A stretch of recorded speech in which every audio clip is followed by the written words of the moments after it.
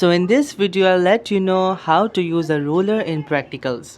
होता क्या है कि बच्चों का पैनिक मोड ऑन रहता है मुस्तकिल ड्यूरिंग द प्रैक्टिकल्स, जो कि मैं प्रेफर करता हूँ कि ऑफ़ रहे, ठीक है, ताकि आप पेपर इजीली कर पाएँ, अंडरस्टैंड कर पाएँ और उसे सॉल्व कर पाएँ।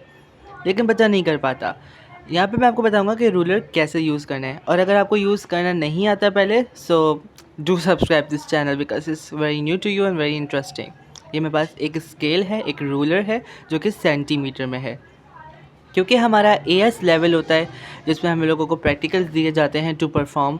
तो हम लोगों को अपने एएस फिज़िक्स में, एएस केमिस्ट्री में ये ख़ास ख्याल रखना होता है, specially in your as physics strictly, कि हम हर चीज़ को एसआई बेस करें, तो सेंटीमीटर को हमें मीटर में कन्वर्ट करना है।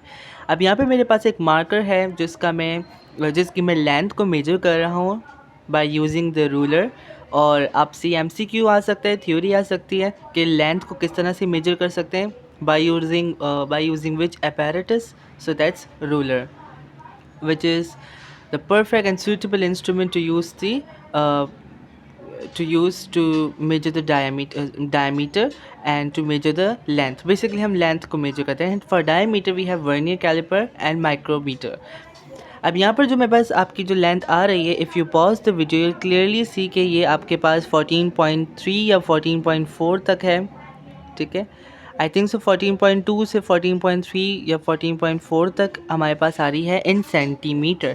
तो इसको मैं कन्वर्ट करूँगा इनटू मीटर्स, और जब तक कि मैं मीटर को कन्वर्ट नहीं कर देता मैं आंसर नहीं लिखूँगा।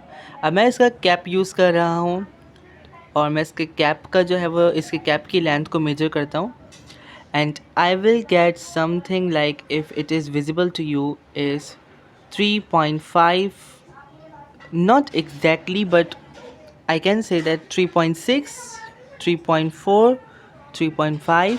अच्छा, एग्जामिनर आपको जो है वो रेंजेस भी देता है, ठीक है। वो ये नहीं है कि इतना स्ट्रिक्ट हो कि बिल्कुल एग्जैक्ट वैल्यू ही कैलकुलेट करे, वो आपको रेंजेस देता है, लेकिन उस रेंजेस के अंदर ही आपका आंसर हो।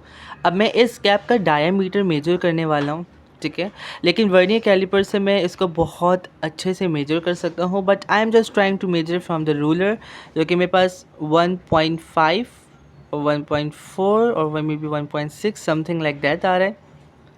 तो मैं आपको इतने सारे आंसर्स इसे बता रहा हूँ, कोई एग्जैक्ट इसे नहीं बताया, बिकॉज एग्जामिनर भी आपको इस तरह से मार्क्स स्कीम में रेंजेस देता है। If you do solve your paper 3, तो आपको प्रैक्टिकल्स के मार्क्स स्कीम में पता चलेगा, एग्जामिनर आपको कुछ रेंजेस देता है। अब ये 2, 2.5, 3, 3.5, 4, 4.5 and then 5, 5.5 and so on till 30।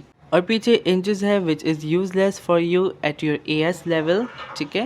तो हम सिर्फ सेंटीमीटर स्केल को देखेंगे।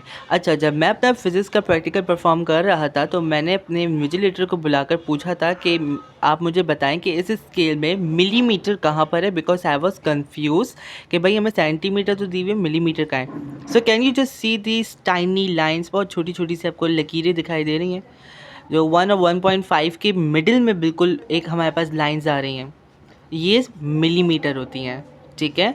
और इससे भी जो बड़ी लाइंस हैं वो 1, 2, 3, और जो छोटी लाइंस हैं वो 1.5, दैन 2, 2.5, दैन 3, 3.5, इस तरह से लिखी हुई होती हैं। तो बात यह है कि सेंटीमीटर से छोटा मिलीमीटर होता है, तो जब छोटी छोटी सी लाइंस आप देख रहे हो ये मिलीमीटर होती हैं। यहाँ पर मेरे पास एक सिरिंज है, और मैं चाहता हूँ कि मैं आपको इस सिरिंज का जो है वो लेंथ इसकी मेजर करूँ। अच्छा, यहाँ पर तो ये 10 to 12 ml लिखा हुआ है, यानी मिलीलीटर लिखा हुआ है, लेकिन हम इसको सिर्फ सेंटीमीटर में मेजर करते हैं, ओके। ये आपको ज़रूरी नहीं है समझना कि मिलीलीटर कितना वो होता है परसेंट, ठीक है। या तो सिर्फ मैं जस्ट एन एग्जांपल ले रहा हूँ, इसका सिर्फ लेंथ इसकी मेजर करके बताऊँगा आपको, इसकी लेंथ कितनी मुश्किल है मेजर करना। तो इसकी जो लेंथ आ रही है वो आ रही है मे बी 10.9 और may B 11 exactly. So that's the reading. और अच्छा, एक बात आपको यहाँ पर बतानी है कि यहाँ पर रूलर को यूज़ करते हुए आपको जो है वो पैरेलैक्स एरर लिखना होता है, ठीक है। पैरेलैक्स एरर को इंश्योर करें कि पैरेलैक्स एरर ना हो, ह्यूमन एरर भी कहते हैं इसे। बेसिकली आई एरर होता है, इसमें आप अपनी आंखों से, आपकी जो आइज़ हैं उसकी position perpendicular to the reading होनी चाहिए ऑन दिस स्केल। यानी आप आड़े टेढ़े लेट के अगर घड़ी में टाइम देखते हो तो आपको लगता है 2 बज रहे हैं, फिर आप सीधा देखते हैं तो आपको लगता है कि भाई नहीं, एग्जैक्ट टाइम 2 नहीं बज रहे, अभी 2 बजने में टाइम है। तो आपकी आइज़ को पैरेलल होना चाहिए, सॉरी परपेंडिकुलर होना चाहिए टुवर्ड्स दी स्केल और whatever the apparatus you are reading on, ठीक है? यहाँ पे आपकी स्केल है। मैं फिर कह रहा हूँ कि जब आप पार्ट्स पेपर सॉल्व करेंगे आपको पता चलेगा मार्क्स की में एग्जामिनर ने रेंजेस दी हुई होती हैं, तो एग्जैक्ट वैल्यू परफेक्ट नहीं है। मतलब आप अगर आपको एग्जैक्ट वैल्यू लिख रहे हो और आपको लग रहा है कि ये नहीं, आप कट करके दूसरी लिख रहे हो, बस रेंज में आ जाए, अंडरस्टैंडेबल है, वो एग्जामिनर रेंज देता है। Plus, do solve past paper, check the mark scheme, do your labs, and if you have still any problem, the comment section is always open for you all, guys. So do comment and do share this video as much as possible. I'll see you in the next video. Till that, take care. Hope for the best, and I wish you all the best for your practicals and your exams.